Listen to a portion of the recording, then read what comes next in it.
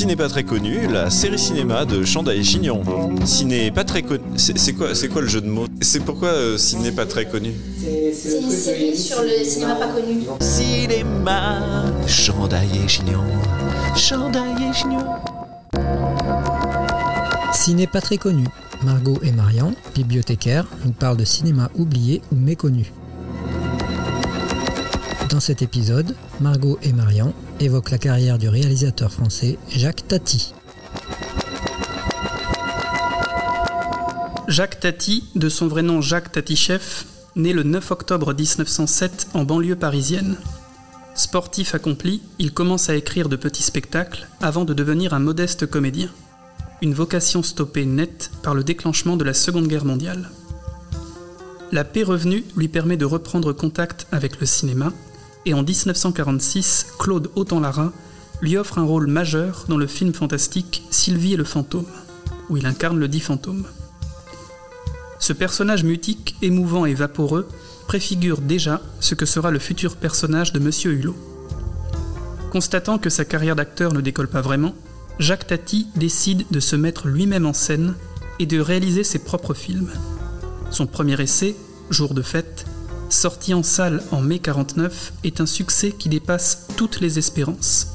Avec plus de 7 millions d'entrées, il obtient la 2e place au box-office annuel. Comme son nom l'indique, c'est jour de fête dans un petit village du nom de Sainte-Sévère. Les forains arrivent avec leurs roulottes et leurs chevaux de bois.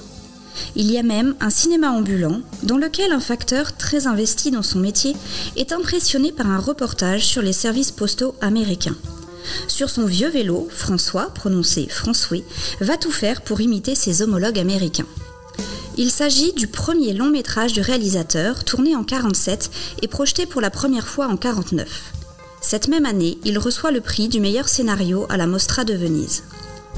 Jour de fête aurait pu être le premier film français tourné en couleur de l'après-guerre, mais il a été devancé par Le mariage de Ramuncho de Max Vaucorbeil, sorti en 1947, et La belle meunière de Marcel Pagnol, sorti en 1948. Car il faut savoir que le film a été tourné en 2 versions, avec des prises de vue en noir et blanc et des prises de vue en couleur. La société anglaise Thomson Houston avait proposé à Tati de tester un nouveau procédé de prise de vue en couleur, le Thomson Color, pour lequel la Thomson Houston fournissait pellicules et assistance technique. Le Technicolor n'ayant pas encore été testé en France, Tati et son producteur acceptent cette proposition.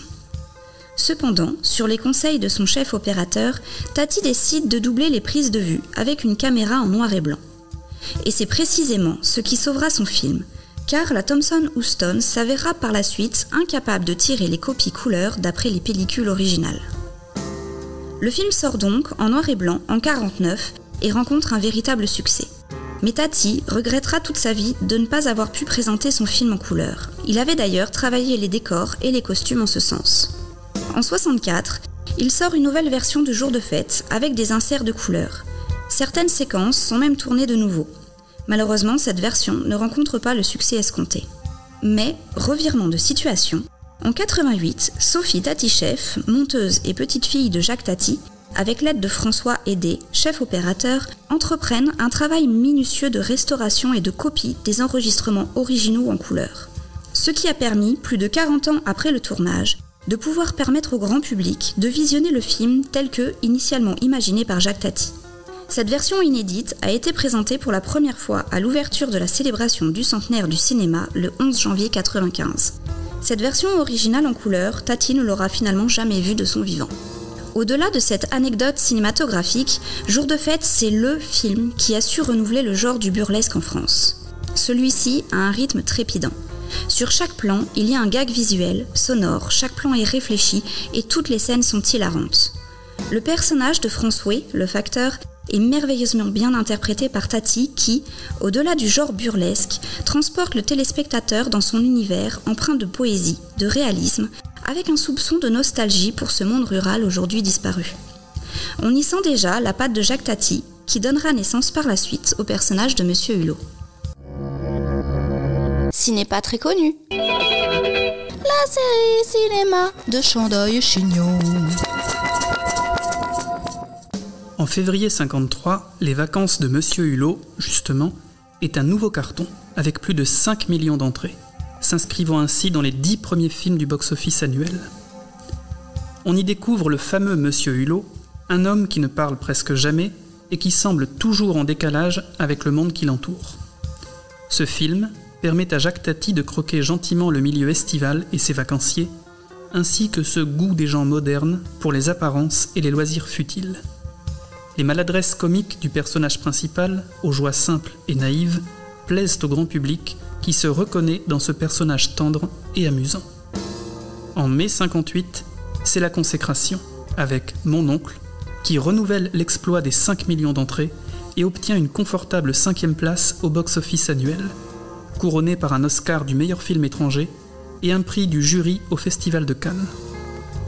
Le tournage aura duré 2 ans, et la couleur, encore bien rare dans le paysage cinématographique des années 50, y tient une place majeure. On y découvre 2 mondes totalement opposés. C'est la campagne face à la ville, la tradition face à la modernité. Le petit village bourdonnant se heurte à la villa mécanisée. Dans cette maison futuriste, celle des époux Harpel, un enfant s'ennuie, tandis que ses parents s'extasient sur une foule de gadgets ridicules. Son oncle, Monsieur Hulot, est amené à travailler dans l'usine familiale Plastac, tout aussi futile puisqu'elle fabrique des tuyaux multicolores. Bien sûr, il se révèle un employé médiocre et son jeune neveu, s'il est conditionné pour reprendre un jour l'entreprise, semble bien loin de suivre le sentier paternel. Dans ce film, les dialogues sont rares et les gags sont surtout visuels. La maison est un personnage à part entière qui va déclencher toute une série d'événements improbables. Lorsque le générique final défile, c'est le monde entier qui applaudit à tout rompre. Pourtant, malgré ce triomphe, Tati n'est toujours pas satisfait et souhaite viser encore plus haut pour son prochain film. Playtime, c'est son nom, sera à la fois son chef-d'œuvre et sa bête noire, son apogée et son déclin. C'est le tournage de la démesure, étalé sur 3 ans, avec un budget pharaonique de 15 millions de francs. Le réalisateur construit carrément une ville entière, avec le souhait que ces décors deviennent par la suite une grande école de cinéma. Pour le reste, le scénario reste assez similaire au film précédent. Monsieur Hulot, simple et traditionnel, face au monde moderne, complexe et absurde. La petite maison est devenue un immeuble gigantesque et les scénettes comiques s'enchaînent dans un décor beaucoup plus grandiose.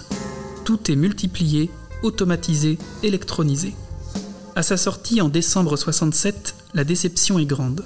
Avec 1 400 000 entrées, le film ne trouve pas son public. Le score n'est pas ridicule, loin de là, mais ce n'est plus le raz-de-marée d'autrefois. Ce monde moderne qui faisait rire en 1958 est malheureusement devenu la norme 10 ans plus tard. Le personnage de Monsieur Hulot, qui plaisait au plus grand nombre, passe désormais pour un type dépassé et presque réactionnaire.